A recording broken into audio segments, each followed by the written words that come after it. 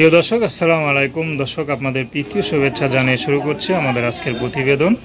তো দর্শক, দেখতেই পাচ্ছেন আমাদের সামনে এক আপু দাঁড়িয়ে আছে। আমরা তার গল্পটা শুনবো, জানবো আপু কেন আমাদের ইউটিউবের মাঝে আসলেন, তিনি কি বলতে চান। আপু আসসালামু আলাইকুম, কেমন আছেন? নাম কি আপনার?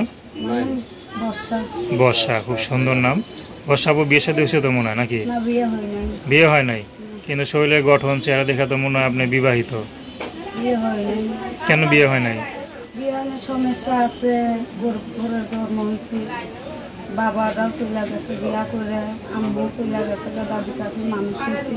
দাদি কষ্ট করে অনেক খাওয়াতো, এখন দাদিটাও অসুস্থ হয়ে গেছে, দাদি পারে না।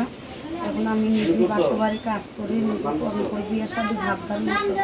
এখন বিয়ের সাথে ভাবতাছি, মনের মতো মানুষ করে বিয়ে করি।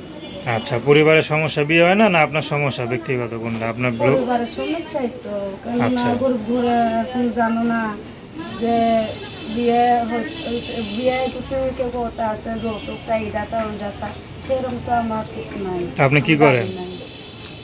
আমি বাসা বাড়ি কাজ করি। বাসা বাড়ি কাজ করেন? আচ্ছা, বাসা বাড়ি কাজ করে কেমন পান টাকা পয়সা? কেমন পাই, মাসে 3000 টাকা পাই। তো আপনার পরিবারে কে কে আছে? আমার দাদি আছে, ছোট একটা ভাই আছে। 3000 টাকা কি তিনজনের সংসার চলে? অনেক কষ্ট চলে। তো আপনার তো আর কোনো কাজ বাজ করার নেই, মানে পারেন না? সেলাই কাজ করা বা খাতা? মানুষের কাছে সময় পেলে একটু যাইতাম, ওই কাটা চিরা দেখতাম, হালকা শিখছি, কিন্তু সেরকম তো নাই। তা একটু মেশিন কিনে একটু চালাইতাম।